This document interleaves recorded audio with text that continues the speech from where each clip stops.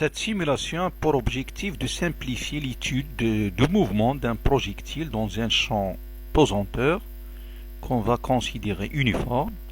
Et aussi, on va négliger les frottements et la poussée d'Archimède par rapport au poids de projectile. Et vous voyez ici un lance-roquette ou un canon qui est incliné par rapport à l'horizontale d'un angle alpha égale 60 degrés. Il y a un angle d'inclinaison égal à 60 degrés que je peux varier, soit en inclinant le canot vers le haut ou vers le bas. Et bien sûr, je vais lancer ce projectile avec une vitesse initiale dont la valeur est égale à 25 mètres par seconde que vous pouvez changer soit en augmentant cette valeur ou en la diminuant. Donc je reviens à 25 mètres par seconde. Et la masse de projectile, j'ai choisi 9 kg. Vous pouvez glisser ce curseur soit à gauche et à droite pour faire votre choix. Et je reviens sur cet écran et je clique. Qu'est-ce qu'on va voir?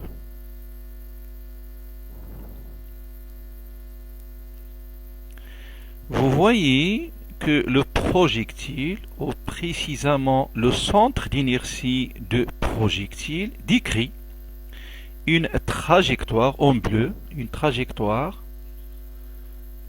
parabolique d'équation mathématique y égale ax carré plus bx plus c, en considérant l'axe OY c'est l'axe vertical et l'axe OX c'est l'axe horizontal. Il y a une variation de y, fonction de x, selon l'équation déjà dite, y égale ax carré plus bx plus c.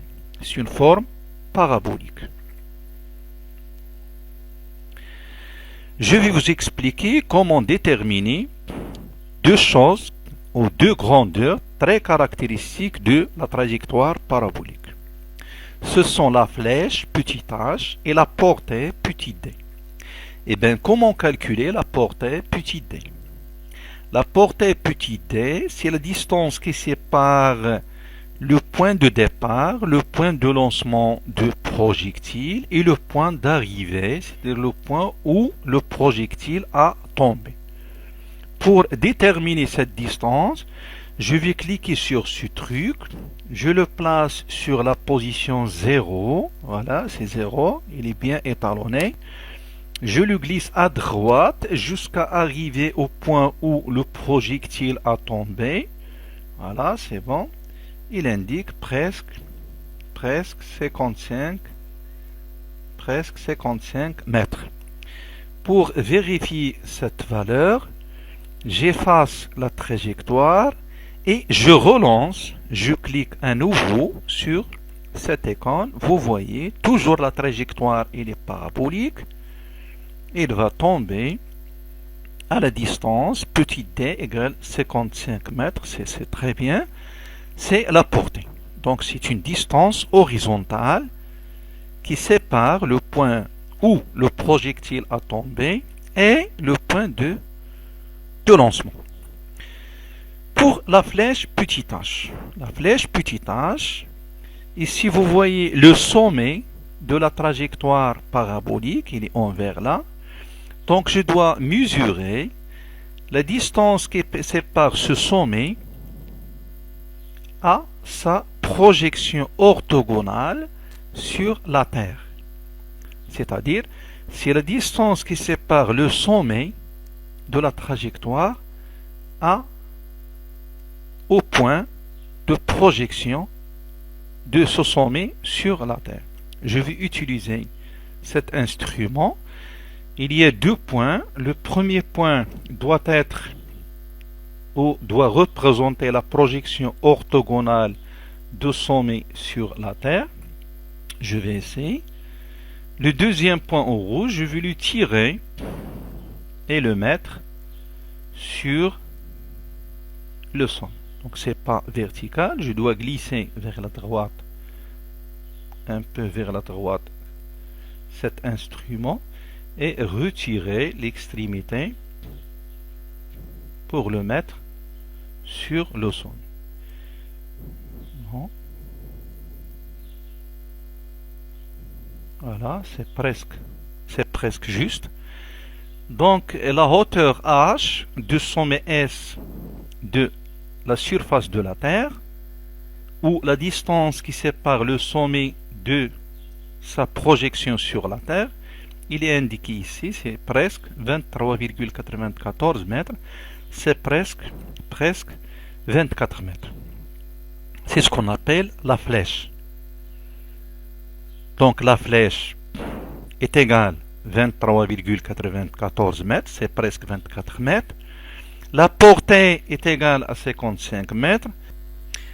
À la fin de cette simulation, on va examiner est-ce que la valeur de la flèche h qui est égale approximativement 24 mètres et la portée petit d qui est égale à 55 mètres, est-ce qu'ils vont varier en fonction de la masse de projectile qui est ici 9 kg, de l'angle d'inclinaison alpha qui est égal à ici 60 degrés et la valeur de la vitesse initiale. Donc je vais fixer l'angle alpha à 60 degrés, la vitesse initiale à 25 mètres par seconde et je vais varier la masse. Donc je vais varier un paramètre et je vais laisser les deux paramètres invariables. Je change la masse en glissant le curseur vers la gauche. On va prendre par exemple m égale à 4 kg au lieu de 9 kg. L'angle alpha toujours à 60 degrés, la vitesse initiale à 25 mètres par seconde. Et je relance.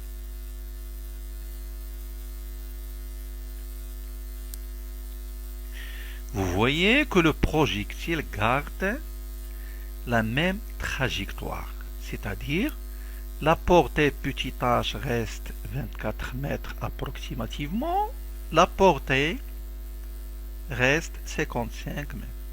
Je conclus que la masse de projectile n'agit pas, ne varie pas, ne change pas la valeur de la flèche petit h et aussi de la portée petit d. Donc je laisse la masse à une valeur quelconque, 4 ou 9 kg, et maintenant je vais changer l'angle d'inclinaison. On peut revenir à la masse petit m égale 9 kg. Je vais incliner ce lance-roquette vers le bas ou vers le haut et je relance le projectile. Regardez ce qui se passe. Le projectile n'a pas gardé sa trajectoire parabolique. Automatiquement, la flèche petit h va changer et la portée aussi. Donc on peut dire que le facteur alpha, l'angle d'inclinaison du vecteur vitesse initiale par rapport à l'horizontale, c'est un facteur déterminant, c'est un facteur influençant sur la valeur de la flèche et de la portée. Je reviens à 60 degrés et maintenant je change la vitesse. On va prendre par exemple la vitesse égale 20 mètres par seconde. Je relance la roquette. Vous voyez aussi que le projectile a changé sa trajectoire parabolique. Automatiquement, la valeur de la flèche h et de la portée petit d, ils vont changer.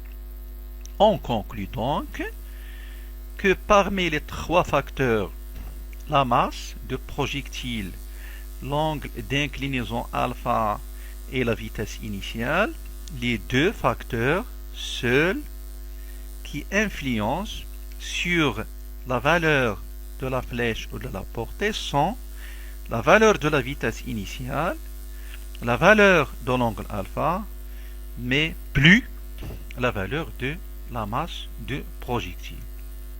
Donc, la flèche et la portée sont indépendants de la masse, mais ils sont dépendants des valeurs de l'angle alpha et de la vitesse initiale.